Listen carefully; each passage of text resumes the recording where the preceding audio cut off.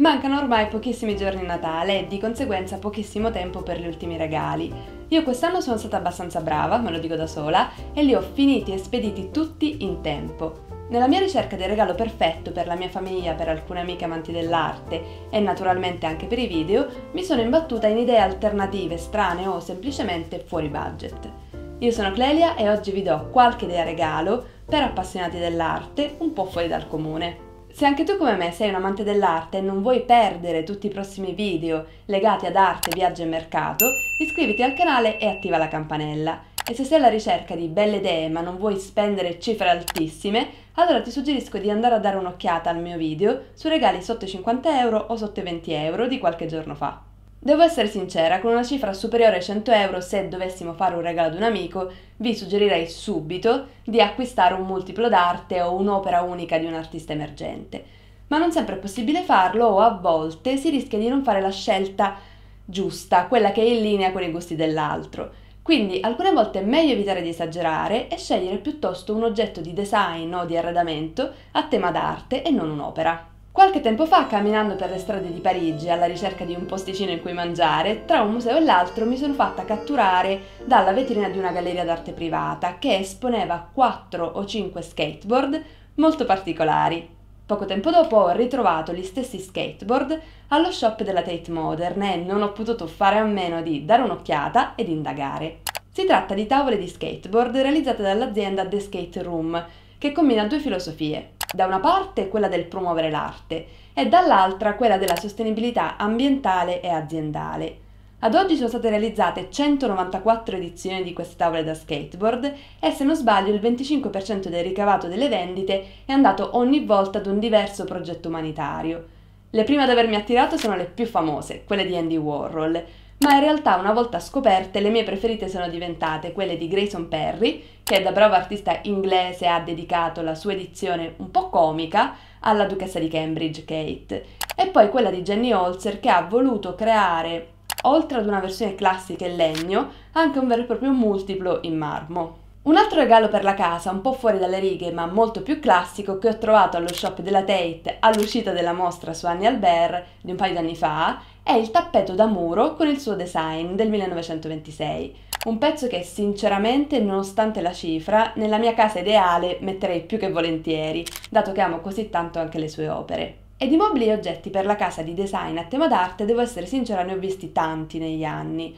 Come per l'abbigliamento, anche in questo settore, molte sono le aziende italiane o straniere a creare dei mobili stupendi a tema d'arte. Una su tutte però, per via dello stile così vicino al mio gusto, mi è rimasta nel cuore. Si tratta della collezione Arte di Laura Meroni. Grazie alla collaborazione con artisti designer, questa azienda italiana ha creato una collezione di mobili credenza che sono dei veri e propri capolavori dell'arte perché sfruttano una tecnica molto antica, l'intarsio. Probabilmente acquisterei quasi tutti i pezzi in vendita, ma alcuni mi piacciono particolarmente.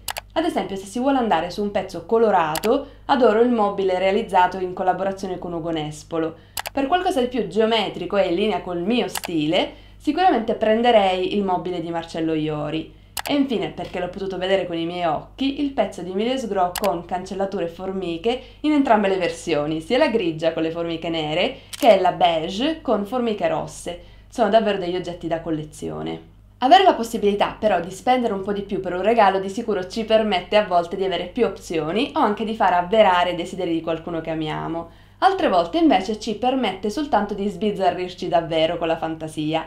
E mi riferisco proprio alla prossima idea regalo. Si tratta di una sedia a sdraio a tema arte venduta dalla National Gallery. Un oggetto strano, ma secondo me simpatico al tempo stesso. Ce ne sono per tutti i gusti, probabilmente quella più a tema relax al mare o sul lago è di certo quella di Monet. E tra gli oggetti strani trovati negli shop dei musei non potevo non raccontarvi della scultura morbida di Kusama venduta alla Tate per circa 350 pound, un oggetto sicuramente d'arredamento che attira l'attenzione e che ha il solo difetto secondo me di non essere numerato, ma che di sicuro risulta interessante per gli amanti di quest'artista. Infine, sempre tra gli oggetti della casa, siete alla ricerca di qualcosa di più classico ed elegante, durante il mio ultimo giro al Thyssen di Madrid a marzo scorso ho trovato dei piatti bellissimi a tema d'arte, che nascono da un'idea che mi ha attirato fin da subito.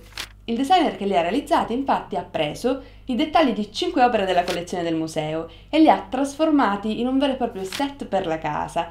È stupendo ed elegantissimo. Cambiando completamente categoria, ci sono alcuni capi d'abbigliamento a tema d'arte in edizione limitata che negli anni hanno catturato l'attenzione di molti di noi sia sui giornali che in televisione. Mi riferisco alle borse realizzate da Louis Vuitton in collaborazione con Jeff Koons più o meno 3 anni fa.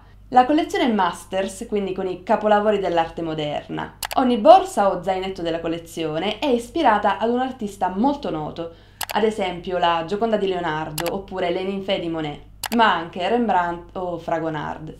Alcuni pezzi sono diventati davvero introvabili o venduti a cifre un po' altine anche di seconda mano. E su questa scia, ma con uno spirito completamente diverso, ci sono anche gli swatch in edizione limitata realizzati da Damien Hirst. Online, soprattutto su eBay, se ne trovano diversi e a cifre differenti in base al numero dell'esemplare rispetto al totale realizzato, che si chiama in linguaggio tecnico tiratura. Ci sono la versione maschile e quella femminile e il protagonista di entrambe è Topolino. Questo lo trovo un regalo carino e che, secondo me, essendo numerato, diventa anche un piccolo pezzo da collezione. Infine voglio chiudere con 3 accessori completamente diversi l'uno dall'altro e non per forza fuori budget. Il primo è la sciarpa del Thyssen, ispirata ai colori delle opere di Hopper, che quest'anno poverino è anche diventato un po' un tormentone del periodo lockdown. Poi ci sono 2 gioielli molto particolari del British Museum. Se vi capiterà di visitare il museo, infatti, in futuro, scoprirete che hanno una varietà incredibile di oggetti, anche di valore, nel loro shop. Questo perché i visitatori vengono un po' da tutto il mondo e alcuni comprano anche volentieri oggetti in oro o in argento come gioielli che si ispirano a quelli della collezione del museo. A me hanno colpito particolarmente, in uno dei miei ultimi giri, i gioielli ispirati all'epoca vittoriana, come ad esempio la spilla con ghianda, tipica di questo periodo, oppure quelli completamente diversi, ispirati alle collezioni egizie, greche o romane. Per chi ama il genere c'è un bracciale con testa di leone, molto elegante e davvero bello. Queste sono soltanto alcune dei regali un po' fuori budget o alternative che io stessa ho visto nei miei giri per i musei o fiere e che avevo voglia di condividere con voi. Se invece giustamente siete alla ricerca di un regalo anche last minute, come un libro o un capo d'abbigliamento sotto i 20 euro o sotto i 50 per amanti dell'arte, vi invito a dare un'occhiata ai miei 2 video dedicati. E se questo video ti è piaciuto lascia un like e condividilo con chi, come noi, ha voglia di scoprire qualcosa in più di curioso su arte, viaggi e mercato. Grazie e alla prossima!